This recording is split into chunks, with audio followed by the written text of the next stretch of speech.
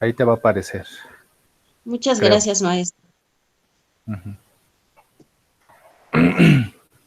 Entonces, ¿estás haciendo el diplomado de titulación? Sí, de negocios internacionales. Soy aragonense, pero lo estoy haciendo en Acatlán porque, pues, coincidencialmente me gustó la idea de tomar un curso allí y allí me enteré del diplomado. Realmente fue una situación circunstancial. Ah, ya. ¿Y te gustó el Sí, diplomado? sí me llamó la atención.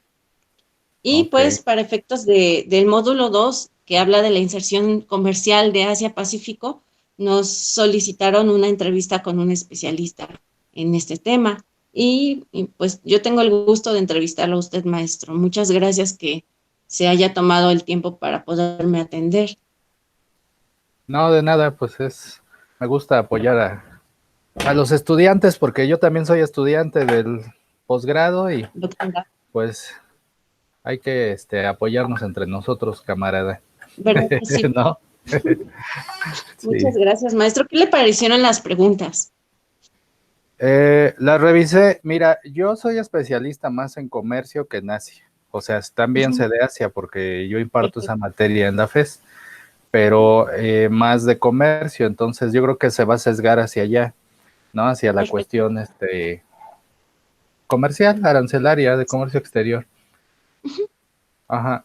sí, profesor. Pero sí, sí están bastantes, digamos, sí están complejas, ¿no? Pero vamos a ver qué podemos hacer. Muchas gracias, maestro. ¿Le gustaría que comenzáramos? Claro, sí, de Bueno, una vez. en 3, 2, 1.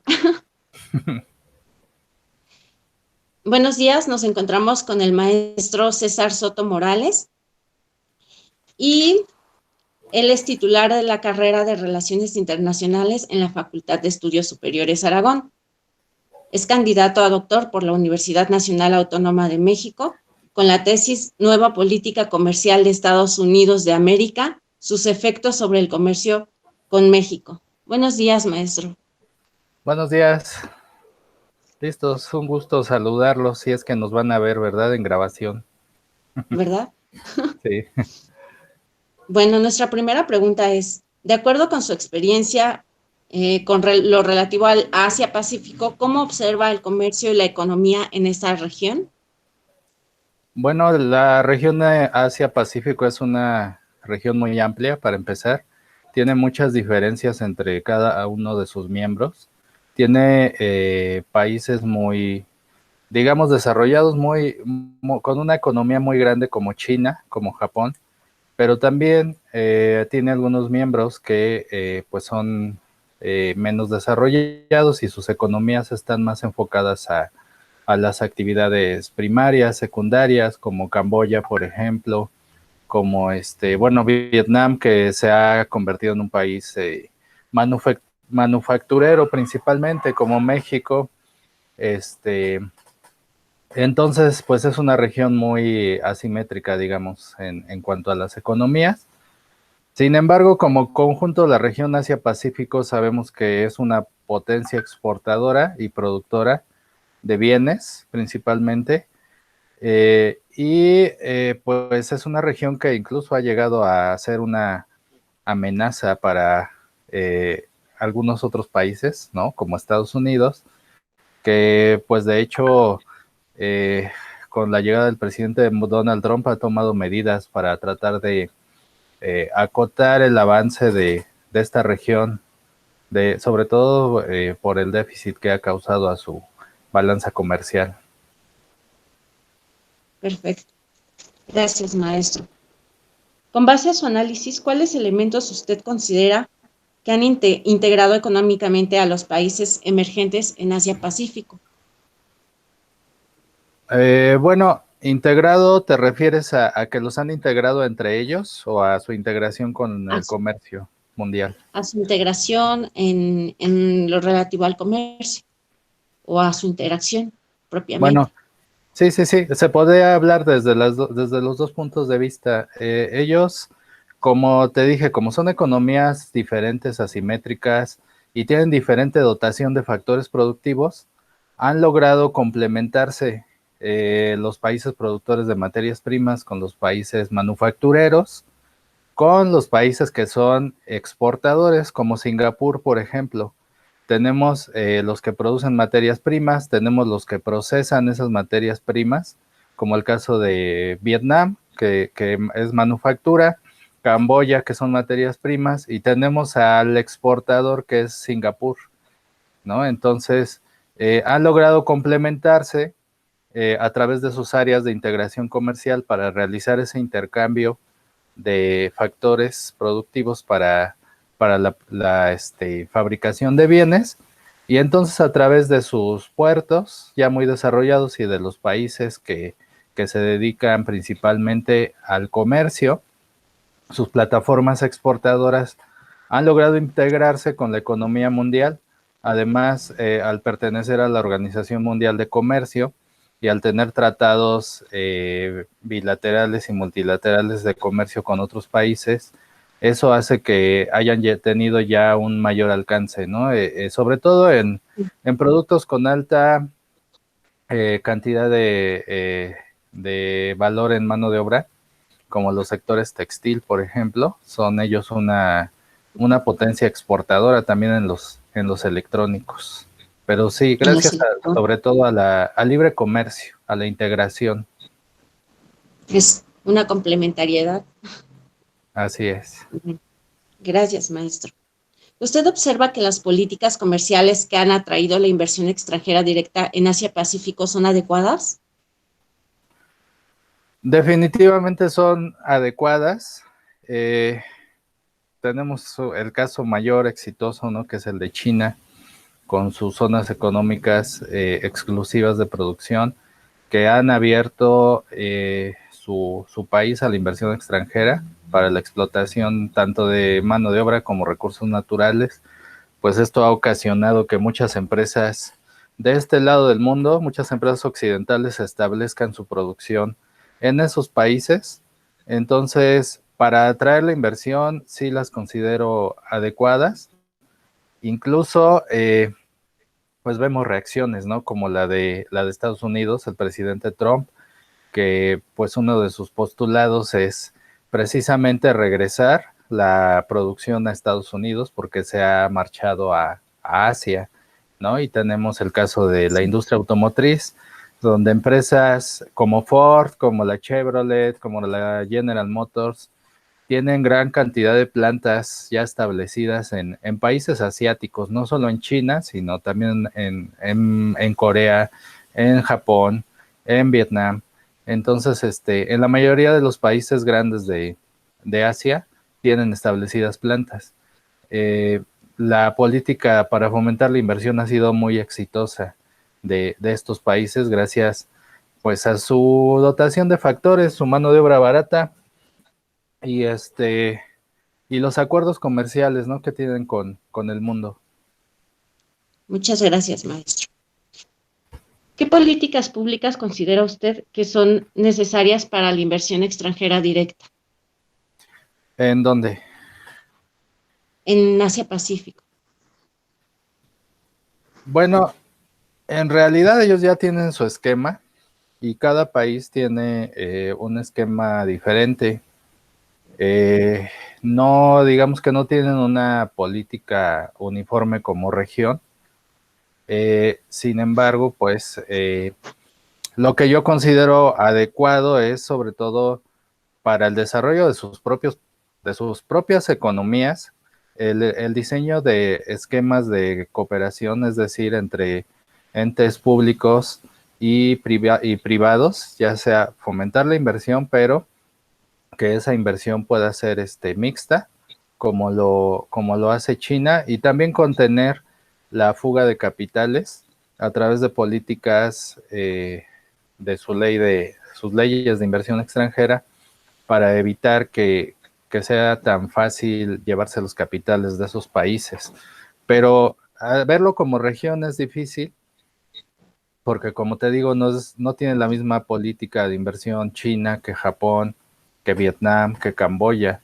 Entonces tendríamos que estudiar cada caso para ver qué tipo de política ellos están utilizando. La política de China, pues bien conocida, es de apertura, pero también, como en el caso del sector automotriz, los chinos fomentan la inversión extranjera en su territorio, pero tienen determinadas cláusulas que obligan a las empresas transnacionales que se asientan en su país a compartir el know-how, a compartir el proceso de la producción con empresas chinas. Entonces esto se me hace un acierto totalmente de los chinos, porque esto ha ocasionado que ahora los chinos están desarrollando sus propias marcas automotrices, gracias a que por la inversión de empresas extranjeras, ellos han logrado aprender a fabricar autos, ¿no? Por El estas apoyo entre políticas. sí. Sí, por esta política que tiene China. Entonces, eso a mí se me hace un gran acierto, y creo que pues para nosotros debería de servirnos, ¿no? De ejemplo, de enseñanza, aunque bueno, no estamos en la misma posición de China de imponer condiciones. Ujú. Sí, tienes razón. Entonces es como, no hay una columna vertebral, no hay un estándar, ¿verdad?, de políticas para la inversión extranjera directa, sino se estudia cada caso. Hay que estudiarlo cada caso, porque cada país de Asia Pacífico es muy diferente. Es muy diferente. Y no se habla ya en el caso de América, bueno, en el caso de México, es completamente diferente. Diferente, cada caso, cada país debe de confeccionar su traje a la medida, porque si copiamos, no nos va a quedar el traje, Sí, nos van a quedar las mangas largas y los exacto. pantalones largos también. Entonces, cada caso es particular. Bueno, ahora hablando de acuerdos comerciales con Asia-Pacífico, ¿cuáles considera usted que son los más atractivos para, valga la redundancia, atraer la inversión extranjera directa? Bueno, tenemos, no es un acuerdo, pero la APEC, ¿no? El Foro de Negociación Asia-Pacífico, ha abierto las puertas para la inversión, ¿no? Yo creo que más que, bueno, los acuerdos comerciales, claro que sirven para atraer la inversión, porque se da el aprovechamiento de los factores productivos, ¿no? Por ejemplo, en la región de ASEAN, el ASEAN es atractivo porque permite tener el acceso a materias primas, a manufactura y a la plataforma exportadora, ¿no? En un solo bloque. Entonces es un acuerdo pues muy conveniente para la inversión. Sin embargo, como factor para atraer la inversión, el Foro de Negociación Asia-Pacífico, la APEC, ha sido una punta de lanza para la integración de Asia con el mundo, para el intercambio comercial. Países que no tienen acuerdos comerciales con Asia, con países asiáticos, han logrado llevar la inversión, ¿no? A través de este foro. Entonces, yo creo que ese foro Por sería excelencia. para mí muy, muy relevante. En particular, México ha logrado muy buenos acuerdos. Cuando no había acuerdo con Japón comercial, se tenía relación comercial con Japón a través de la PEC, Bien. muchas inversiones con China, porque ahí asisten empresarios, asiste gobierno, ¿no? Entonces ahí se da pues toda la relación que no se podría dar si no se juntaran. Entonces, los foros, el foro APEC para mí es el más importante, y como instrumento de intercambio comercial, pues en realidad todos los acuerdos comerciales que hay en Asia sirven para hacer negocios, ¿no? Como el ASEAN, por ejemplo. Sí. Ujú. Sí. Gracias, maestro. Y con relación a las políticas comerciales, ¿cuáles son las que han permitido la integración económica de las economías emergentes en Asia Pacífico? De igual forma, las políticas comerciales del Asia-Pacífico tampoco son uniformes. También tendríamos que estudiar cada caso, cada país. Sin embargo, pues lo que podemos hablar que tienen estandarizado, pues es este, su asociación en bloques comerciales, ¿no? En acuerdos de libre comercio. Eso es lo que ha propiciado la integración de esos países emergentes. la agrupación de las economías en bloques comerciales. Yo diría que esa política comercial, el manejo de aranceles preferenciales para países por bloque, por ejemplo, la región del sudeste asiático maneja un arancel preferencial en bloque para las importaciones provenientes de otros países que no son de bloque. Entonces la cooperación entre ellos ha hecho que se fomente el comercio. Digamos, sería complicado explicarlo en tan poco tiempo, pero toda la coordinación que tienen ellos en política comercial, reducción de aranceles, regulaciones no arancelarias, todo eso ha facilitado el comercio. En realidad es el libre comercio lo que los ha ayudado a integrarse. No quiere decir que haya logrado disminuir la desigualdad de desarrollo de sus habitantes, porque es diferente. Una cosa es que sean un éxito como países exportadores y que se hayan integrado al comercio internacional, y otra cosa es que esa riqueza que se ha creado esté bajando hacia la población, porque en realidad son países que tienen grandes desigualdades, entonces eso es importante tenerlo presente. Gracias, maestro. ¿Piensa usted que los tratados bilaterales son un elemento crucial para la integración económica entre los procesos integradores de economías emergentes de la región con los otros países de Asia-Pacífico? Los tratados bilaterales, yo creo que sirven más los tratados multilaterales. O sea, los tratados bilaterales funcionan más pues para complementar dos economías, ¿no? Podrían servir como puerta de entrada para la inversión, sí podrían servir como puerta de entrada para la inversión, porque si dos países hacen un tratado bilateral y se complementan en cuanto a su dotación de factores productivos, eso podría atraer la inversión de terceros países para producir ahí y aprovechar esa complementariedad. Un caso que no es de Asia, pero que es muy claro para entender es el de México y Estados Unidos. Tenemos un tratado, no es bilateral, es trilateral, es con Canadá, Estados Unidos y México, pero estos países se complementan. Como México tiene la mano de obra, la materia prima, esto hace que, por ejemplo, seamos atractivos para los europeos, para los asiáticos. Atraemos inversión a través de ese tratado que es trilateral. De igual forma, el tratado de la ASEAN, que ese es multilateral, pero también se da una complementación y atrae inversión de otras regiones para aprovechar esa complementación precisamente. O sea, tú como inversor dices, bueno, yo necesito fabricar automóviles, ¿no? Entonces, si un país tiene un tratado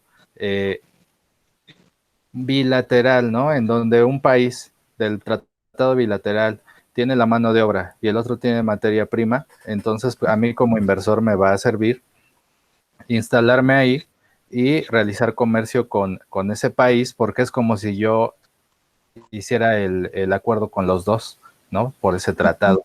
Entonces se complementa. En sí, todos los tratados, ya sean bilaterales o multilaterales, fomentan la integración. Sí. La integración. Muchas gracias, maestro. ¿Cree usted que han sido factores internos o externos los que generan los procesos de integración en las economías emergentes en Asia-Pacífico? Pues en realidad ha sido factores externos por la necesidad de estos países de integrarse al modelo imperante de liberalización comercial. Los factores externos los han obligado pues primero a ser competitivos, después a integrarse. Actualmente una economía aislada no funciona.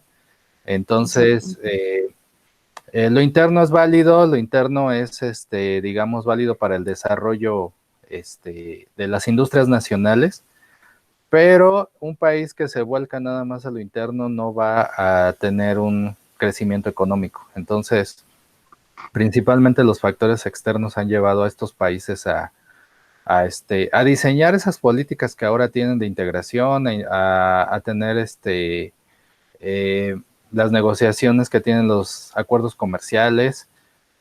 Son factores externos y el factor es el libre comercio, la globalización y sobre todo las cadenas globales de valor, la integración a las cadenas globales de valor, que, bueno, para explicarlo rápido, pues es la fabricación global. Ya cada vez es menos común que tengas un producto que se fabricó nacionalmente 100% con insumos nacionales, ¿no? Entonces, por el avance de la tecnología, eh, la gran cantidad de componentes que tienen muchos productos electrónicos, automotrices, ya la mayoría de los productos ya están teniendo algún valor agregado tecnológico, hasta un foco, ¿no? Un foco sí lo podrías Sí. fabricar en México antes, ¿no? O en cualquier país, pero ahora al foco le puedes decir foco, apágate y se apaga. Entonces, pero el componente, todos los componentes de ese foco, tú no los puedes fabricar en tu país solamente. Sí puedes, pero a veces no tienes todos y forzosamente tienes que hacer uso del comercio internacional. Pues todos esos factores externos hacen que los países se globalicen y se conecten al mercado mundial y bueno, Asia no es la excepción. No es la excepción. Uh-huh. Bueno, me gustaría agregar aquí una pregunta pues de interés propio. Sí. ¿Observa usted desviación de comercio en Asia-Pacífico? En, en ese bloque, en Asia-Pacífico. Desviación de comercio. En el sentido de que se le compra ¿En sentido de a qué? personas externas. Bueno, desviación de comercio hay en todo el mundo, ¿eh? O sea, pero tendríamos que ver desviación de comercio con respecto a quién, o sea, a qué país, ¿no? Bueno, entre sí, en general, de los integrantes que constituyen Asia-Pacífico, ¿hay algún fenómeno de desviación de comercio fuera de esos integrantes? Seguramente, seguramente sí existe desviación comercial, eh, porque pues esos países son especialistas en manufactura, entonces podrían, digamos, haber ese fenómeno de desviación comercial, pero es que ese fenómeno se tendría que estudiar incluso hasta por producto, por fracción arancelaria, ¿no? ¿Qué tipo de desviación está ocurriendo?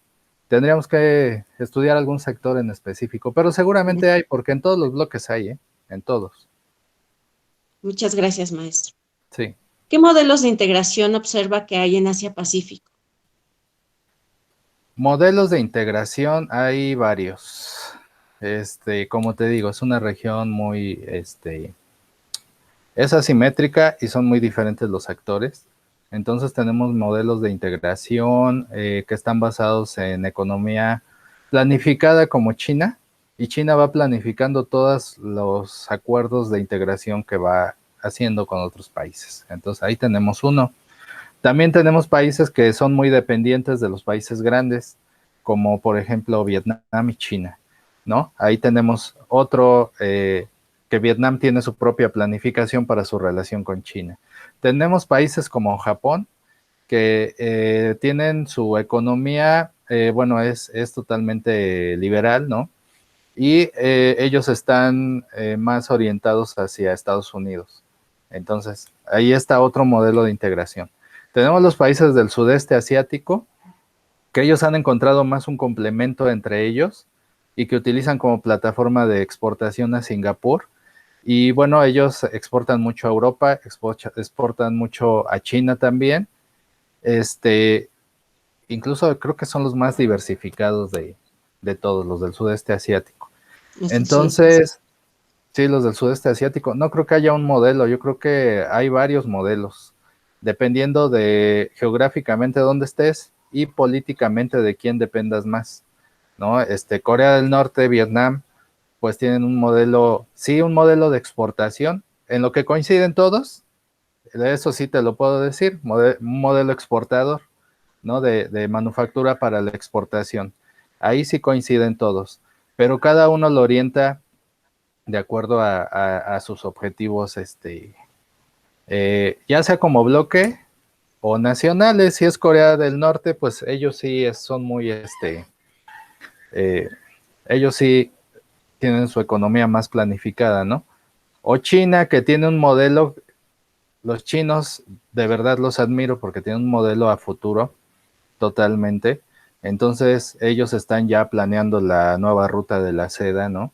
Que abarca toda Asia, Asia Central, Europa.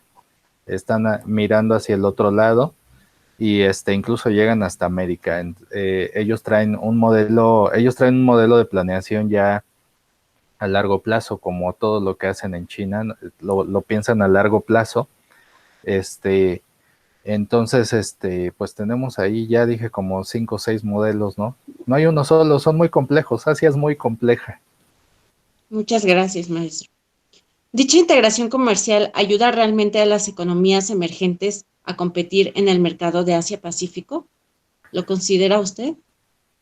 Sí, por supuesto, si no estuvieran integrados esos países en bloques, no serían tan competitivos como lo son ahora.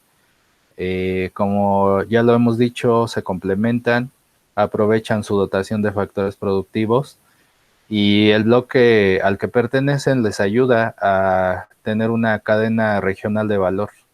Entonces, productos que hoy en día se fabrican en Vietnam serían imposibles si no tuvieran una alianza con Camboya, ¿no? Los automóviles fabricados en Vietnam no tendrían neumáticos porque pues no tendrían esa entrada, ¿no?, de insumos. Entonces, definitivamente la integración comercial los ayuda a insertarse en las cadenas de valor regionales y a competir en los mercados mundiales. Yo creo que ellos no podrían sobrevivir. Bueno, sí podrían, pero con mucha pobreza, más de la que ya hay, sin estar integrados. Gracias, maestro. ¿Considera que la reducción de aranceles facilita la integración económica? Por supuesto, sí.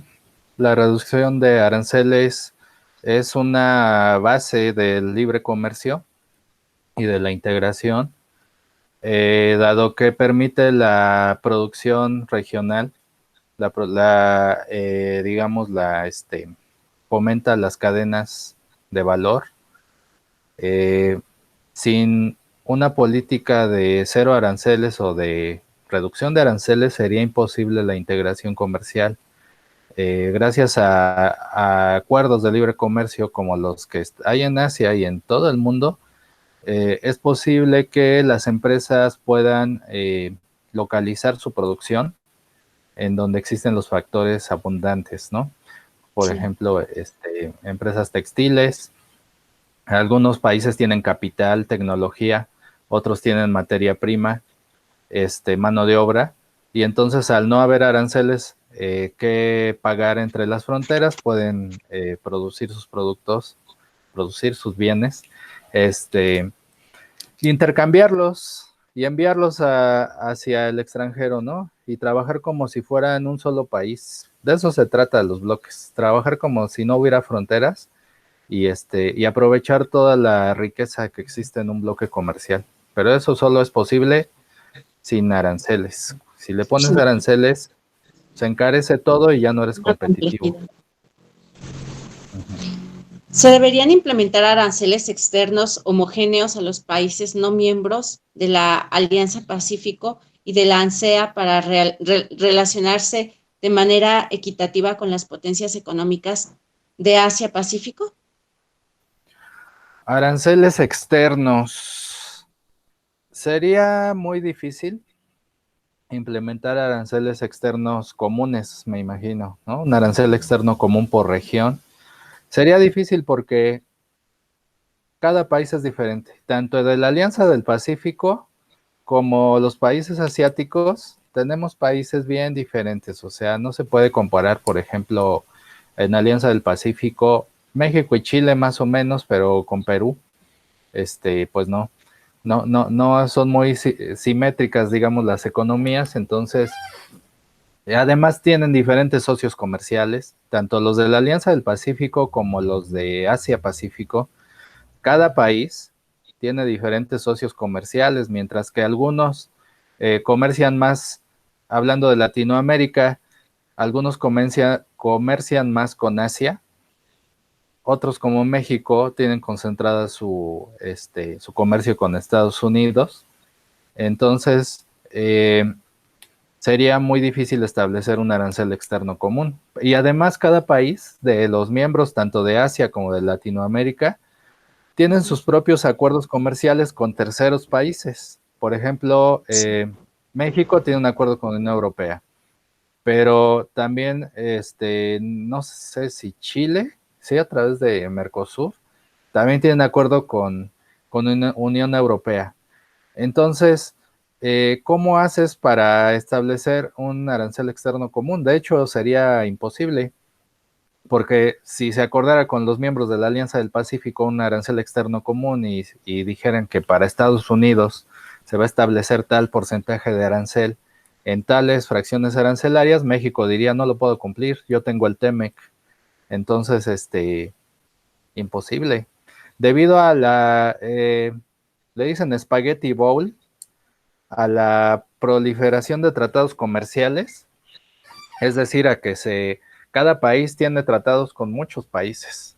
Entonces, si lo dibujas con rayitas, es la rayita que sale de México a Estados Unidos, a Japón, a Europa, Asia, y luego Chile tiene también sus tratados con otros países, y Perú igual, y Colombia igual. Entonces, por eso le dicen Spaghetti Bowl, porque si te imaginas toda la maraña que se hace, es un Spaghetti Bowl, ¿no? Como Sí, lo llama Yadish Bhagwati.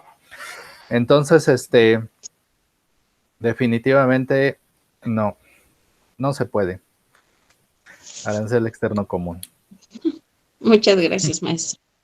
¿Qué futuro percibe usted en el comercio y en la economía de Asia-Pacífico? La economía de Asia-Pacífico, bueno, depende de lo que ocurra en Estados Unidos, como muchas cosas en el mundo. Si continúa el presidente Donald Trump en el poder, aunque tengo mis dudas porque tal vez Joe Biden, aunque gane él, podría continuar con políticas proteccionistas o nacionalistas, porque a veces no depende del mandatario, sino de los factores reales de poder. Más bien podríamos decir, si Estados Unidos continúa con una política proteccionista, con una guerra comercial con China, eh, yo creo que el futuro de Asia-Pacífico tendrá que mirar hacia Europa, hacia la misma integración de la regional, y también una diversificación de sus exportaciones hacia países que tengan tratados con Estados Unidos. Porque si Estados Unidos les está interponiendo, digamos, barreras al comercio, Ujú. ellos tendrán que buscar cómo entrar, porque así son los asiáticos, son igual que los mexicanos. Si al mexicano le pones un muro, el mexicano va a hacer un hoyo por abajo o lo va a brincar por arriba. Si el asiático le pones una barrera, también va a buscar por dónde llegar. Entonces, si Estados Unidos le cierra o continúa con su política de guerra comercial, con China principalmente, China va a buscar por dónde entrar. Y una de las formas de entrar a Estados Unidos es a través de México, por su cercanía y pues por su facilidad para invertir y el tratado que tiene con Estados Unidos. Entonces, invirtiendo en México, produciendo en México, pueden llegar a Estados Unidos utilizando la mano de obra mexicana, insumos norteamericanos, pero capital asiático. Capitales. Entonces, es la diversificación, el futuro, si continúa la agenda de proteccionismo en Estados Unidos, que Estados Unidos. yo creo que sí va a continuar, gane quien gane. Gane quien gane. Sí, pero ya estoy haciendo aquí ya como bolita mágica, ¿no? Estoy viendo el futuro. Ah. Maestro. ¿Qué recomendaría para que la Alianza Pacífico se fortalezca en el comercio y la economía? Para que la Alianza del Pacífico se fortalezca como grupo, tendrían que, bueno, es que depende mucho de cada país, de la concentración que tenga cada país en su comercio. Por ejemplo, México tendría que voltear más hacia sus mercados. Eh, es difícil porque a veces hasta competimos, tenemos productos similares, eh, pero México, digamos que es el país grande de ese bloque. Entonces, en realidad podríamos aprovechar eso y podríamos jugar el papel de una potencia regional y voltear hacia esos países para invertir, para aprovechar nuestras ventajas y poder exportar más productos mexicanos hacia esos países. Tanto como complementarse, pues es difícil porque Colombia produce café, nosotros también, materias primas, ¿no? Productos agrícolas. Tenemos nosotros, México es tan rico que en realidad somos exportadores, ¿no? Entonces yo creo que más bien tendríamos que aprovechar eso, voltear al sur y diversificar nuestras exportaciones hacia el sur. Eh, es difícil, por eso no se ha logrado, es muy difícil porque no te paga lo mismo una empresa colombiana que una empresa norteamericana, ¿no? Para empezar, te pagan, bueno, las dos te pagan en dólares, pero los gringos te pagan más, ¿no? Te pagan mejor. Entonces, por eso México, pegado al vecino más, que te da más utilidad, pues por Sí, eso tiene concentrado su comercio hacia allá, pero se podría intentar una diversificación, digamos, en pequeña escala hacia Sudamérica sí, y, sí. y lograr una mayor integración de la Alianza del Pacífico. Se podría hacer algo así, ¿no? Yo con mis pensamientos imperialistas, pero bueno. Profesor, ¿qué sugeriría a los miembros de la Alianza del Pacífico para que puedan comerciar con China, Japón y Corea del Sur?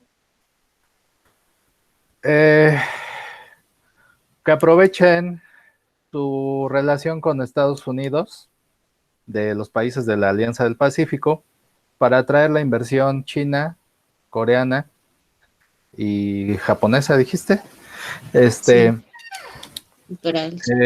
sobre todo China y coreana, ¿no?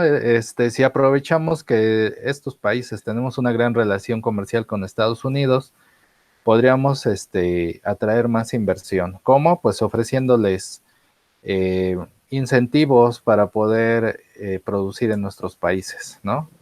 Incentivos, sobre todo facilidades para que establezcan sus plantas en nuestros países. Y lo que pasa es que por lo regular nos usan de puente para exportar a Estados Unidos. Entonces, ok, está bien que nos usen como puente, pero que dejen algo cuando pasen por el puente, ¿no? Hay que cobrarles Sí, peaje.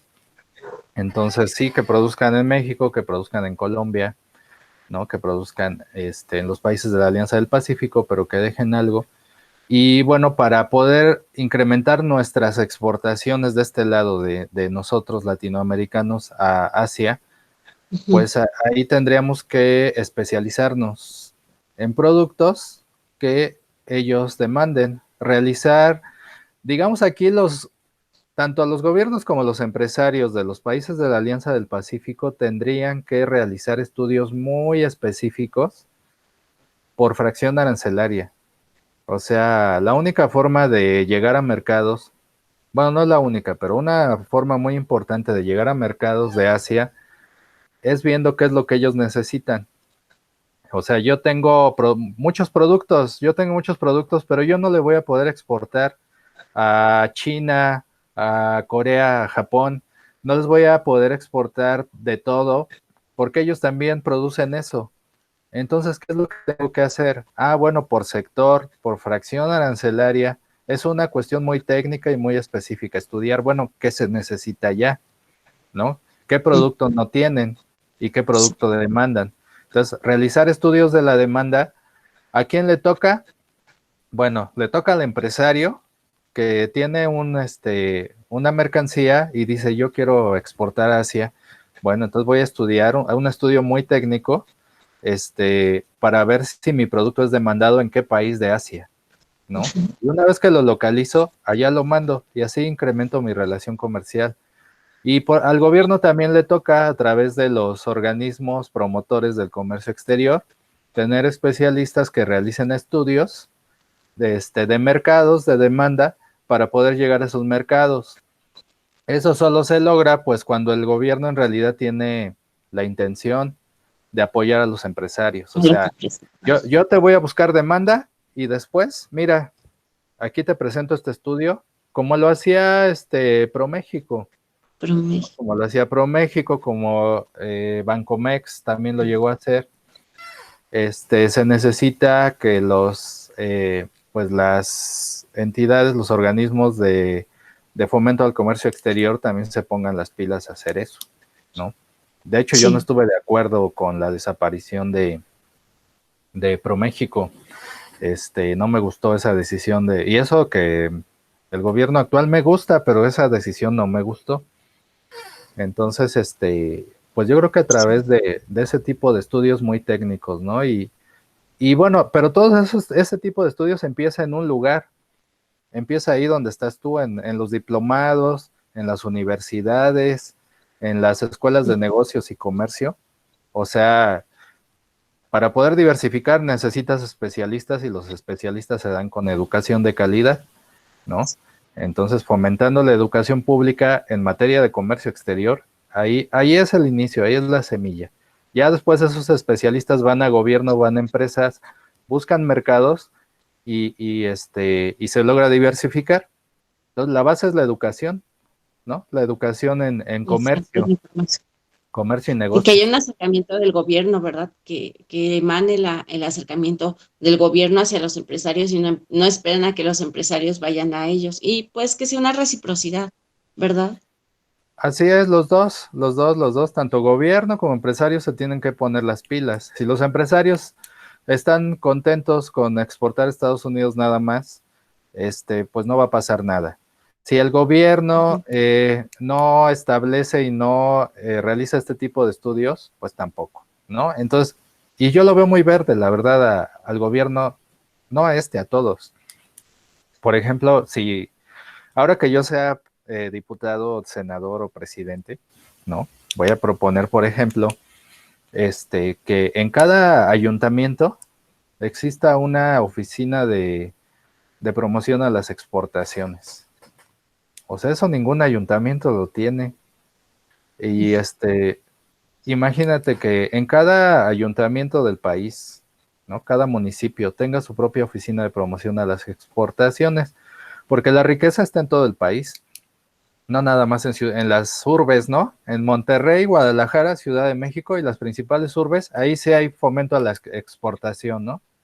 Pero, por ejemplo, si tú eres del Estado de México y produces, no sé, produces limón o cualquier producto y quieres asesoría en comercio exterior, pues tienes que ir hasta Toluca, ¿no? Algún curso.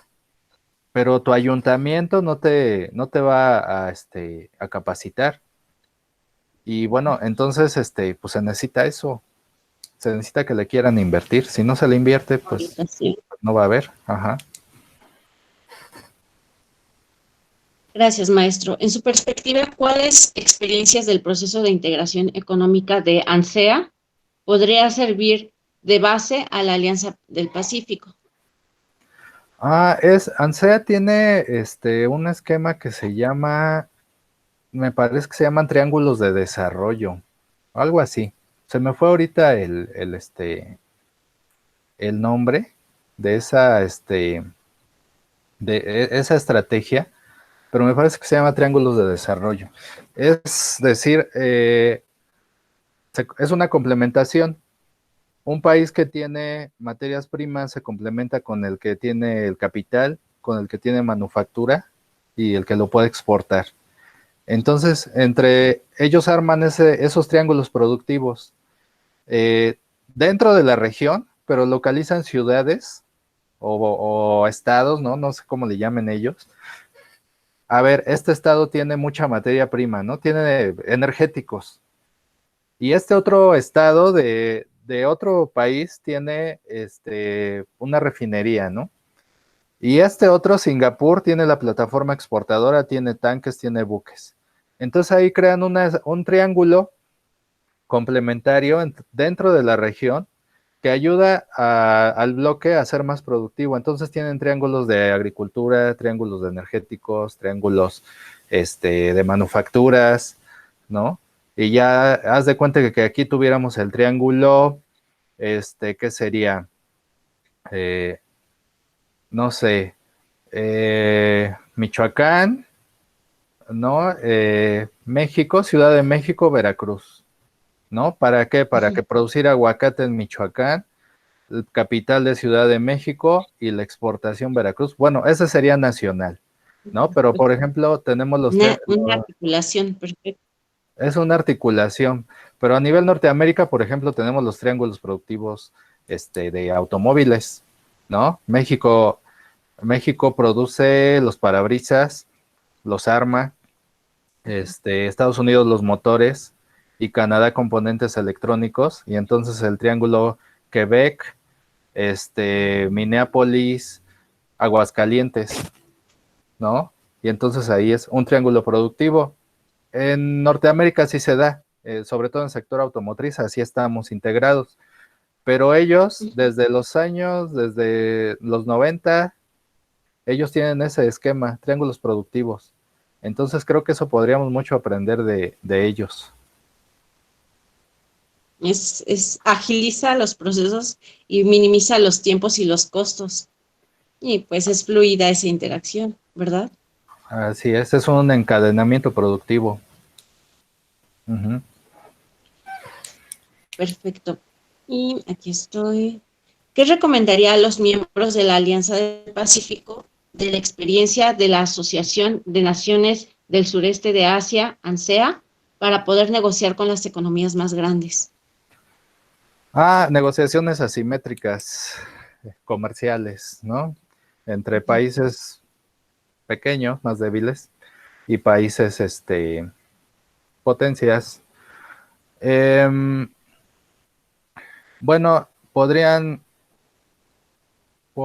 es que está bien difícil. Está bien difícil por Estados Unidos, ¿no? Está muy complicado, pero se podría negociar en bloque en sectores donde hay un encadenamiento productivo entre los países o en donde hay intereses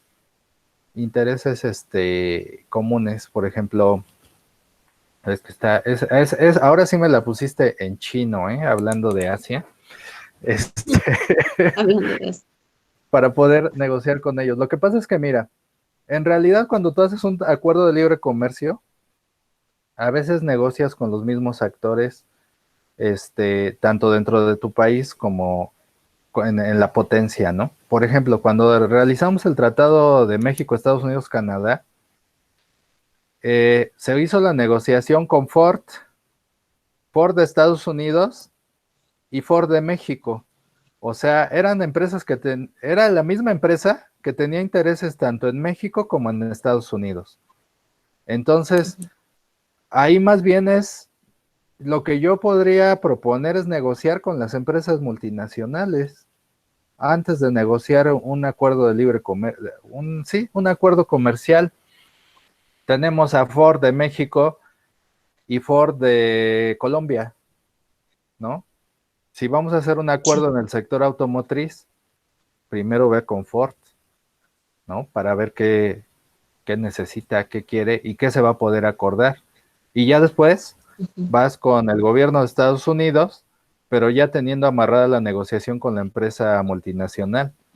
Las empresas multinacionales han tenido tanta importancia, han crecido tanto, que ahora tienes que negociar con ellas primero y después negociar con el país con el que vas a hacer el acuerdo.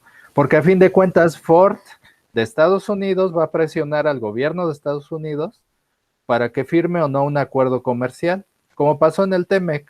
En el TEMEC ya se había llegado a un acuerdo, digamos un borrador, y los sindicatos de las empresas automotrices presionaron a través de los demócratas y dijeron, no vamos a ratificar el TEMEC hasta que no se revise el acuerdo laboral, el acuerdo laboral, y lo echaron para atrás y tuvieron que renegociar ese capítulo, y hasta que las empresas automotrices y sus sindicatos dijeron, ok, te doy el visto bueno, pasó, ¿no? Entonces, no es tanto que los países de la Alianza del Pacífico negocien con las potencias, o sea, ya no se ve algo de país con país o de bloque con bloque. Ahora son estados, empresas, multinacionales y luego los países, o sea, no hay que perder de vista las corporaciones y los sindicatos, pero no los sindicatos de los países del sur, de los países latinoamericanos, porque esos están movidos por el gobierno. Los sindicatos de los países de las potencias, eso sí influyen. Entonces, te digo, no es tan fácil, no, tenemos que quitarnos esa visión simple de que voy a hacer un acuerdo a México, Estados Unidos, ¿no? En todos los representantes de los países, no, son representantes gubernamentales, empresas, sindicatos, ¿no? Entonces, y con todos esos tienes que negociar para llegar a un acuerdo. Por lo tanto, ¿qué aconsejo?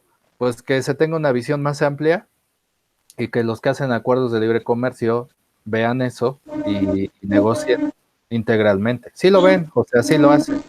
Así se hace de hecho, pero que se le ponga más atención. Más atención, más meticulosidad. Así es.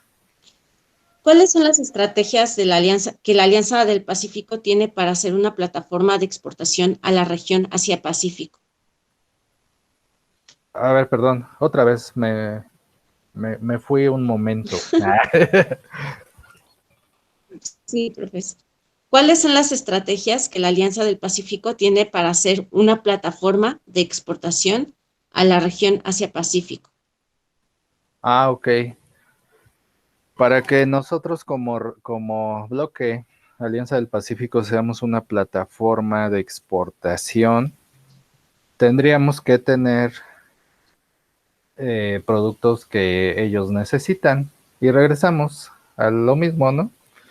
O sea, necesito estudiar su demanda, la demanda de los mercados de Asia-Pacífico, para yo tener éxito en exportar productos a esa región. Si yo quiero exportar de todo y decir, plataforma de exportación es una palabra incluso muy fuerte, ¿no? Es decir, voy a ser una potencia exportadora de Latinoamérica a Asia-Pacífico. Se escucha bonito y es muy ambicioso, pero lo que tenemos que hacer es precisamente eso, estudiarlos, ¿no? Estudiar su demanda, ver qué necesitas y no pretender exportarles de lo que ellos hacen, ¿no? Por ejemplo, te voy a exportar pantallas de plasma, ¿no? Por ejemplo.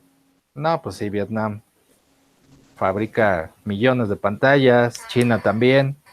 Entonces, pues yo no puedo exportar eso. Yo te voy a mandar lo que necesites. Ahora, para hablar de Asia, igual tendríamos que, ¿a qué lugar, no? O sea, a lo mejor Camboya sí necesita pantallas, pero China no necesita ni una porque ellos son especialistas. Tendríamos que hacer estudios por economía, por bloque, por región. Entonces es algo muy, muy, que requiere mucho estudio técnico de comercio, de intercambio, de aranceles, de productos, de demanda, entonces, pues no sé si la Alianza del Pacífico tenga un órgano, eso sí no lo sé, a lo mejor sí lo tiene, un órgano de investigación de mercados asiáticos. Esa sería mi propuesta, fíjate. un Tener un departamento, órgano, ¿no? Fortalecerlo.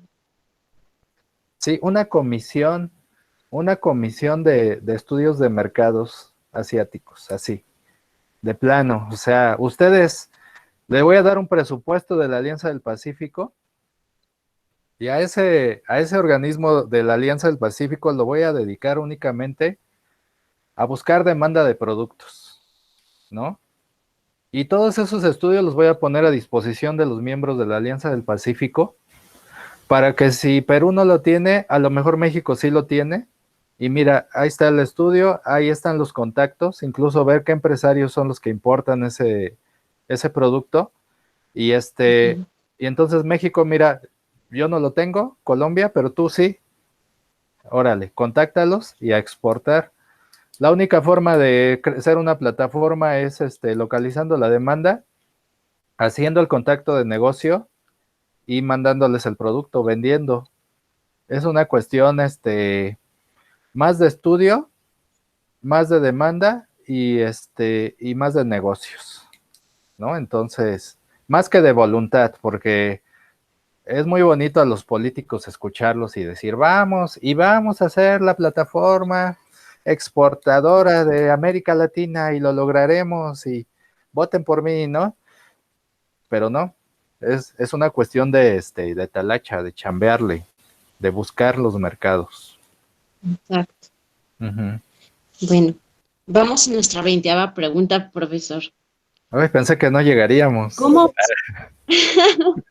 Sí, profesor. ¿Cómo observa la guerra comercial entre Estados Unidos y China? Ah, bueno, pues esta guerra comercial es derivada precisamente de que el multilateralismo y sobre todo la libertad comercial que ha habido, el contacto comercial que ha habido entre China y Estados Unidos ha sido favorable para el segundo. Digo, desfavorable para el segundo, para los Estados Unidos. La balanza comercial de Estados Unidos, como es bien sabido, está en déficit casi permanente. Y no necesariamente porque sean empresas chinas las que están exportando en masa a los Estados Unidos y que el mercado de Estados Unidos está invadido de productos chinos. En realidad no es tanto así. En realidad son las propias empresas, las mismas empresas de los Estados Unidos que deslocalizaron su producción y se fueron a China y desde allá están mandando productos para su mismo mercado de origen, como por ejemplo, si tú revisas los aparatos electrónicos, los teléfonos, las Mac, ¿no? Las MacBook, que son de marca totalmente estadounidense, pero si las volteas y ves dónde fueron hechos, dices, a ver, soy un gringo, a ver dónde se hizo este teclado, ¿no? China. Oh, pues estas cosas, mira, aquí tengo un buen ejemplo de esta cosa. Amazon es empresa norteamericana, ¿no? Nadie lo Sí. puede negar. Ah, sí, pero cuando yo volteo mi Alexa, veo que está hecha en China. Entonces, los norteamericanos sí están inundados de productos hechos en China con marcas estadounidenses. Pueden andar en su Ford, muy orgullosos de traer un auto americano, pero es hecho en China. Entonces, pues esa guerra comercial pues es derivada de eso. El presidente Donald Trump sí parece que está medio zafado, pero en realidad no está zafado. Lo que pasa es que es su forma de decir las cosas lo que no le favorece, ¿no? Tendría que ser un poquito más mesurado al decirlo.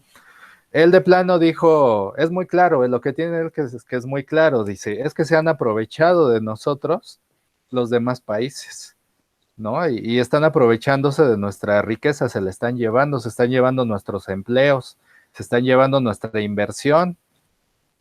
Y sí es cierto. Con este tipo de ejemplos podemos ver que sí es cierto. Las empresas norteamericanas se fueron a China, producen en China, no solo en China, también en México, y también ha dicho que México se ha aprovechado de Estados Unidos. Y después reexportan hacia su país de origen, ¿no? Ahora, Donald Trump le pone un tinte dramático y dice que eso no le conviene para nada a Estados Unidos, lo cual tampoco es cierto, porque en realidad los norteamericanos tienen autos baratos gracias a que se produce en China. Y entonces el mercado de consumo se ha visto favorecido, ¿no? Y tienen diversidad de productos baratos y buenos, hechos con calidad. Entonces no es tan así de que los esté perjudicando. Ahora la balanza comercial sí es desfavorable, pero bueno, el capital no deja de ser estadounidense, o sea, a lo mejor en la economía de Estados Unidos como en total, ¿no? Sí hay un déficit, pero ese déficit, a fin de cuentas, el dinero que está dejando de entrar a Estados Unidos está entrando a las corporaciones estadounidenses con base en China. Y todo ese capital, a fin de cuentas, es estadounidense. Entonces, tampoco es que no les convenga tanto, ¿eh? Están explotando la mano de obra barata y están acumulando capital. O sea, la Ford sigue siendo la Ford, aunque sea Ford China. Yo así veo la guerra comercial. Ahora está tratando, eso sí les está pegando en el empleo, ahí sí les está pegando, está tratando de regresar cierta etapa, ciertas cadenas de producción a Estados Unidos. ¿Para qué? Pues para tener mayor empleo. Eso es lo que está haciendo. Entonces, está de esta forma, declaró la guerra a China, está seleccionando algunos sectores porque tampoco dice, no voy a dejar entrar a las Alexas hechas en China. Eso no lo ha dicho. Este, pero sí dice, es que ciertas marcas de teléfono, es que el acero y el aluminio, o sea, es una política restrictiva, pero selectiva más bien, selectiva. ¿Qué es lo que me conviene fabricar en Estados Unidos? Acero y aluminio. Entonces a ese le pongo un arancel. Automóviles, ciertas partes. A eso le pongo un arancel. Ropa. No, ropa no, yo no produzco ropa. No, China, manden ropa. No hay problema. Entonces selecciona. Es una política muy selectiva, proteccionista, pero selectiva, de acuerdo a los intereses de su propia economía. En realidad, si es una guerra, China no le responde de la misma forma porque tampoco le conviene, porque China recibió mucho dinero, mucha inversión de Estados Unidos, pero sí le responde, digamos, de manera proporcional, ¿no? China hace lo mismo. China hace lo mismo, o sea, bueno, tú me pones un arancel en acero y aluminio, yo te voy a poner aranceles en estas fracciones arancelarias, en estos productos, pero no en todos, o sea, digamos que se odian, pero se necesitan. Entonces nunca, no va a haber una guerra, digamos, total en la que van a tronar, como un divorcio, ¿no?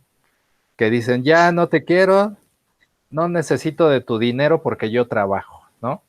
Y se van, se separan. No, aquí están amarrados. Entonces sí, digamos que no es una guerra, solo son peleas domésticas, pero que no les va a convenir separarse. Entonces, bueno, yo así lo veo. Y yo veo que nos va a convenir un poco esa guerra a México, porque cuando se pelean, y Estados Unidos le pone barreras a China, China dice, ya no puedo entrar por Estados Unidos. Me muevo unos kilómetros y me voy a México, produzco ahí y desde ahí entro al norte. Entonces esto nos va a traer empleos, nos va a traer inversión de China. Ya se está viendo, ya están abriendo plantas en México. Buscan las noticias y ponle así, en Google. En Google escribe, China invierte nueva empresa en México, algo así. Y vas a ver cómo vas a encontrar un montón. Ya se están moviendo al sur. Eso nos va a ayudar al empleo sobre todo. Pero bueno, así veo la El, guerra comercial, una guerra selectiva. el viejo, el viejo adagio de a río revuelto ganancia de pescadores. Sí, hay que ponernos buzos y vas a ver cómo vamos a salir ganando en esa rivalidad. Para concluir, me gustaría agregar una pregunta también al respecto de qué repercusión usted observa y considera que la situación de emergencia sanitaria COVID ha dejado en la interacción Asia-Pacífico. Bueno, el COVID arruinó toda la economía global, ¿no? No solo de Asia, sino toda, eh, porque rompió las cadenas de valor, se tuvo que parar la producción en prácticamente todo el mundo, pero China, al ser una fábrica global, China es la fábrica, China y Asia, es la fábrica global, ¿no? De manufacturas, pues eso rompió con las cadenas de valor, con las cadenas globales de valor, hizo que hubiera escasez de insumos para todo tipo de productos en todo el mundo. Eh, Además, se frenó la economía, se frenó todo, se frenó el consumo. Entonces, se podría decir que la economía tuvo pues es una recesión mundial, una recesión global,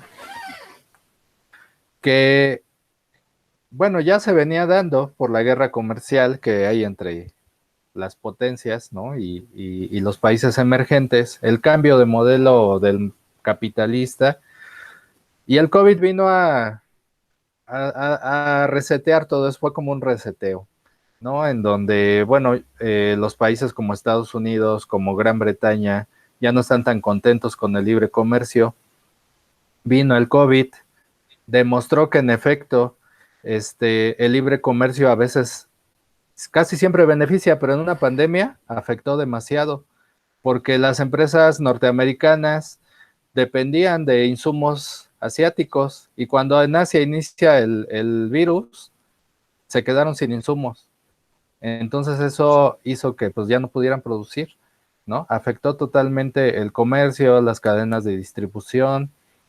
Creo que después del COVID el mundo ya no va a ser igual, hablando económicamente. Además, creo que también a través del avance de la revolución industrial número 5, no, sí, la quinta revolución industrial, ahora ya muchos procesos que que se hacían en China y en Asia por su mano de obra barata, ahora con las impresoras 3D, con la nanotecnología, con la industria artificial, la robótica, van a poder realizarse ahora cerca de las bases de cada empresa, ¿no? Por ejemplo, pues es que muchas empresas automotrices se fueron a China porque allá la mano de obra es barata para armar. Pero bueno, ahora son los robots los que arman los automóviles. Entonces ya no necesitas mandar tu producción a miles de kilómetros y después gastar en traer el automóvil terminado. Mejor que un robot lo haga, y aprovechas, ¿no? Aprovechas el tiempo, no gastas tanto en transporte, logística, y las impresoras 3D ahora te pueden hacer un componente en fracciones de segundos, ¿no? Entonces, y si le aunado esto con la pandemia, se dieron cuenta que no era tan buena idea tener tan lejos los insumos, porque dijeron, allá los afectó la pandemia, se paró todo, no nos llegaron los insumos y tuvimos que parar la economía. Entonces, creo que ahora se está cambiando hacia un modelo más de producción cercano. Le dicen nearshoring. Antes era el offshoring, producir afuera, deslocalización, offshoring. Y se está mirando ahora que es más conveniente tener un nearshoring, ¿no? México, ¿no? Podría ser más conveniente producir en México que producir en China. Y por eso en el TEMEC, que es el nuevo acuerdo, ahí se ve muy claro. Ahora los componentes automotrices tienen que ser en mayor proporción fabricados en Norteamérica y menos fabricados en Asia. Eso no se podía antes, pero ahora ya se puede porque ya tenemos robots, tenemos inteligencia artificial, tenemos las impresoras 3D que ya pueden hacer todo eso. Entonces, la pandemia vino a reforzar esa idea y vino a concientizar a las empresas multinacionales que ahora la producción la pueden hacer ellos mismos desde utilizando las tecnologías de la quinta revolución tecnológica industrial.